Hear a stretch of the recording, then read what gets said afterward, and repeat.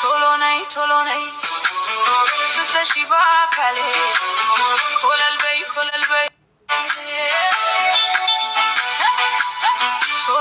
ቶሎ ነይ ፍሰሺ በአካሌ ኮለል በይ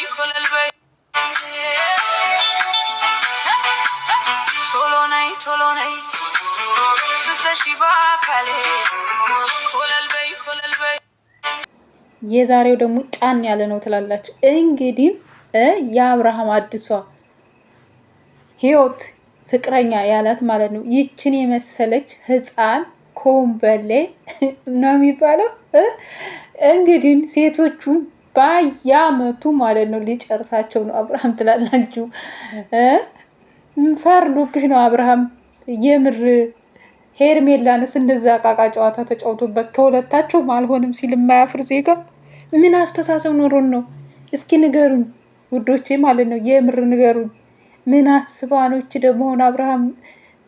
በነገራችን ላይ ኮለል በይ ፍሰሽ በአካሌ ነው የሚለው። እሱ አፍቅሯን ነው መሰለች ልጅ ሩታና ሄርሜላ እንኳን ሁለቱ እነሱ ናቸው ያፈቀሩት። እሱ አያፈቅራቸውም።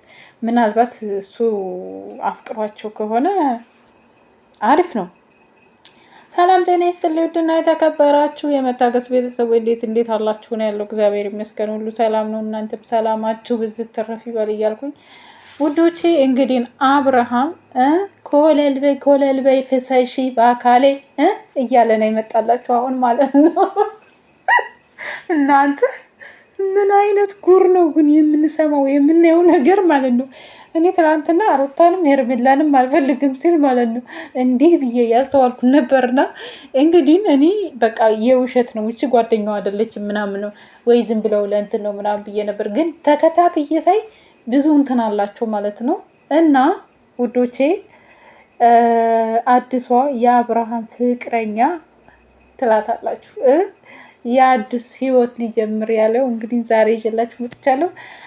እስከ መጨረሻው አብራችሁን ሆኖ ላይክ ሰብስክራይብ ግን እንዳይረሳ ውዶቼ ማለት ነው። ለምንድን ነው ሰብስክራይብ ላይክ ብታረጉ? በተለይ ላይክ አይከፈልበትም እኮ በአውራ ጣታችሁ ጫን ብትሏት ምንም አይከፈልበትም ማለት ነው። እና ግን ውዶች ለምንድን ነው ራሳችንን የማናከብረው?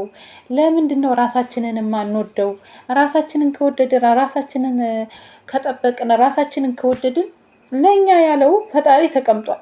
እንዲህ አሁን እኮ አብርሃም ማለት ነው ራሱ እንደቆለለ ታውቃላችሁ። ትላንትና ራሱ በቃ እናንተ እስከምታወሩ ጠብቄያለሁ፣ እኔ የራሴን አውርቻለሁ፣ ከእንግዲህ ወዲያ እስከምታወሩ አልጠብቃችሁም ብሎ እኮ ነው። እናንተ ወንድሙንም እህቱንም ረጋግጧቸው፣ ሚስቱንም የልጁንም እናት እጮኛ ተብዬዋ ሄርሜላንም የሄደው ምን ጉር ነው?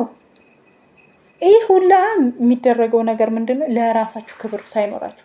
ሩታ በአንድ ወገን የኔ ፍቅር ሩታ እንኳን ለልጇ ብላ ነው፣ እውነት አትፍረዱባት። አንዴ ሆኗል ለልጇ መጽዋዕትነት መክፈል ስላለባት። ሄርሜላ ግን ሲጀመር ጀምሮ ስህተት ነበር። በሰው ትዳር ገባች፣ ትዳሩ በቃ እንዲበላሽ ጭቅጭቅ እንዲሆነ ሆነ፣ መጨረሻ ይሄው ሆነ። በነገራችን ላይ ግን ሲያወት ያላማረ ሲበልጥ ያውቃል ነው የሚባለው አባባሉ ራሱ ማለት ነው። አብርሃም ትክክለኛ የትዳር ሰው ቢሆን ኖሮ ምን ቢል ኖሮ ሩታ ነፍሰ ጡር እንደነበረች ሄርሜላ በህይወቱ ስትመጣ እኔ ባለትዳር ነኝ፣ የልጅ አባት ነኝ፣ ሚስቴ የኔ ልጅ ነው በሆዷ የተሸከመችው፣ አንቺ ለእኔ አትገቢም፣ አንቺ የራስሽ የሆነ ህይወት አለ ብሎ ሄርሜላን ያርቃት ነበረ።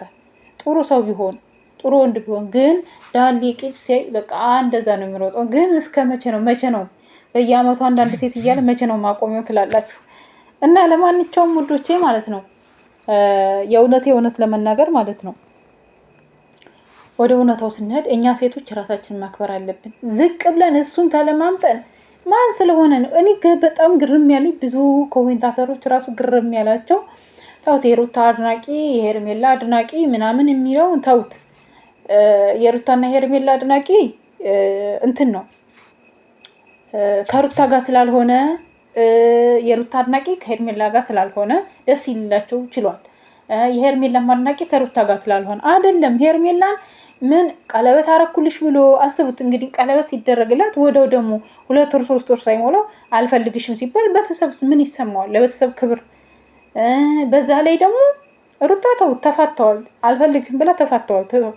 ይሄ ደስታ ነው ወይ? ይሄ ነው ወይ ትክክል የሚለው? በዛ ላይ እሱ ማለት ነው ፈልጓት ቢሆን ኖሮ ማለት ነው እግዚአብሔርን የንብርክ ሄዶ ነበር የሚለምናት የንብርክ። ምክንያቱም እሱ አልወደዳትም፣ የምትወደው እሷ ናት። እሱ ፍቅር የለም። እኔ ብዙ ጊዜ ተናግሬያለሁ። አብርሃም ሄርሜላ ጋር ፍቅር የለውም፣ በግፊት ነው እያደረገ ያለው፣ በነ አቤል ግፊት ነው እያደረገ ያለው። እኔ ግን ማለት ነው አሁን ላይ አብርሃም መጀመሪያ ላይ ታሞ ነበር ወይም እስከሚባል ጥርጣሬ እያደረብኝ ነው። ለምን ብትሉ አብርሃም እንደዚህ አይነት አረኬት ያመጣው መቼ ጀምሮ እንደሆነ ታውቃላችሁ? ሄርሜላ ቀለበት ካደረገላት በኋላ አረገዝኩ ብላ ጠፋች፣ ለአንድ ሳምንት ማለት ነው። ታስታውሳችሁ? ዳኒና ኤፍሬም ታስረው ነበረ እና በዛን ሰዓት ከዛ ከመጣች በኋላ ለምን እኔ በራሴ ነኝ እንጂ ማንም አላሳሰረኝም ማንም አላገተኝም ብላ ስትመጣ ከዛ በኋላ አብርሃም ደግሞ ራሴን እንትን አለ። ሩታ አሰራችበት፣ ሩታ አስተበተበችበት። እኔ ለእውነት ነገር አኳኑ ምናምን የሆነ ነገር ተደርጓል ብሎ ብዙ ሰው አውርቷል። እኔ ለራሴ አውርቻለሁ፣ አልክድም። ግን እንዲህ ነው ወይ ደግሞ የሆነ ነገር ካለበት እኮ ጸበል ሲል ጸበል አልገባም ይለቀዋል። በምን ለቀቀው? እኔ በጣም ይሄ ብቻ ግራ እየገባኝ ነው። በምንድን ነው የለቀቀው? በምንድን ነው ደህና የሆነው? እሱ በቃ ሄርሜላን አያያዟን አየ፣ ወደ ሩታ ተገለበጠ። ሩታንም ጋር ሲመጣ በጣም ብዙ ነገር በዛበት፣ ውጣ ውረድ። እነ ብዙዬም እነ ዲብም ወንድማችን ታሟል ይሄ አሉት። በቃ ከዚህም ሲሆን ጭቅጭቅ ነው፣ ከዛም ሲሆን ነው።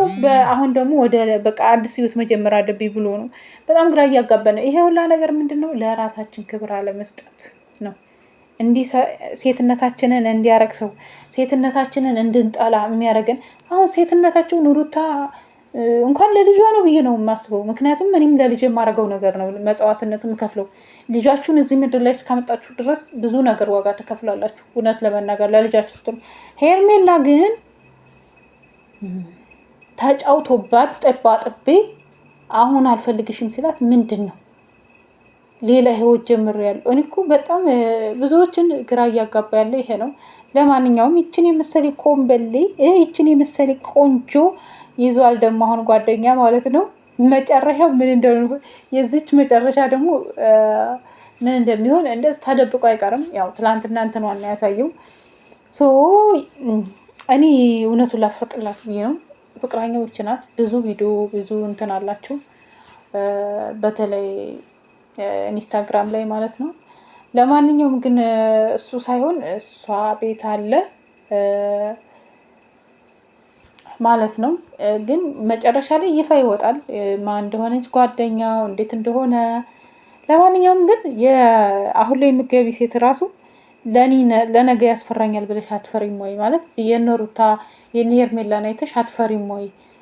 ነገስ የኔ እጣ የኔ ድል እጣ የኔ እጣ ፋንታ እንደዚህ እንደነሱ ይሆናል ብለሽ አላስብሽም ወይ? እኔ ይሄ ብቻ ነው እንትን እያለኝ ያለው ማለት እና ምን አስበሽ ነው ዛሬ ላይ እንደዚህ ኮለል በይ እያስባለሽ ነው። እና ለማንኛውም አብርሃም የመቻቡ እንግዲህ የሰው መውደድ ይስጠን ነው የሚባለው። ለማንኛውም ማለት ነው። ግን ሴት ልጅ ደግሞ ስታለቅስብህ ጥሩ አይደለም። የምር ሩታ በተለይ በጣም አዝናበታለች። ነፍሰ ጡር እንደነበረ ጀምሮ ማለት ነው። ለማንኛውም ፈጣሪ ውድ በተለይ ተውት፣ አገር ቤት ያሉት ተዋቸው። የመዳም ቅመም የሆነች እንደዚህ አይነት ወንድ እንዳያጋጥማት ፈጣሪ ያደረውን እንዲህ ነገ አንዷ ጋር ከነገ ወዲያ አንዷ ጋር የሚል ወንድ ፈጣሪውን የሚፈራ ፈራሃ እግዚአብሔር ያለበት እናንተን የሚወዳችሁ ልመርቃችሁ፣ የምሬ ነው ብላችሁ እናንተን የሚወዳችሁ የሚያፈቅራችሁ ፈጣሪውን የሚፈራ ለእናንተ የሚታዘዝ ቤቱን የሚወድ ትዳሩን የሚወድ ልጆቹን የሚወድ ለልጁ አባት መሆን ባል መሆን ለቤቱ አባወራ መሆን የሚችል ወንድ ይስጣችሁ ነው ብላችሁ ወዶቼ። ዛሬ እዛ ሰኞ እዛ ማስከኙ አንዷ ጋር ሮብ አንዷ ጋር የሚል ወንድ ፈጣሪ ከእንደዛ አይነት ይጠብቃችሁ ነው የምለው። በተለይ የመዳም ቅመሞች ልፋታችንን ቆጥሮ እንደዛ አይነት ወንድ ላይ እንዳይጥለን አደረው ትላላችሁ። የምሬ ነው ግን የምሬ ነው። እና ለማንኛውም ውዶቼ የዛሬ ቪዲዮ ይሄን ይመስላል። በሌላ ቪዲዮ እስከምንገናኝ ሰላማችሁ ብዙ ትርፍ ይበል እያልኩኝ ላይክ ሰብስክራይቡን ግን እንዳትረሱ። በተለይ ላይክ አድርጉኝ። በቅንነት ምንም አይከፈልበትም። እና ከእንደዚህ አይነት ነገሮች ራሳችሁን ጠብቁ ሴቶችዬ ነው የምለው። ራሳችሁን አስከብሩ፣ ራሳችሁን ውደዱ፣ ራሳችሁን አክብሩ። ራሳችሁን ተወደዳችሁ፣ ራሳችሁን ታከበራችሁ ወንድ ልጅ ነው እንጂ ዝቅ ሲል የሚታየው አሁን ላይ ሴት አንድ ወንድ ምንድን ነው የሚባለው እኮ የሆነ ትንቢት አለ ግን አንድ ወንድ ለስንት እንትን የሚባለው ነበር ያስመሰሉት እነ ሄርሜላ ማለት ነው። ለማንኛውም ይመቻችሁ። አብርሃም መልካም ህይወት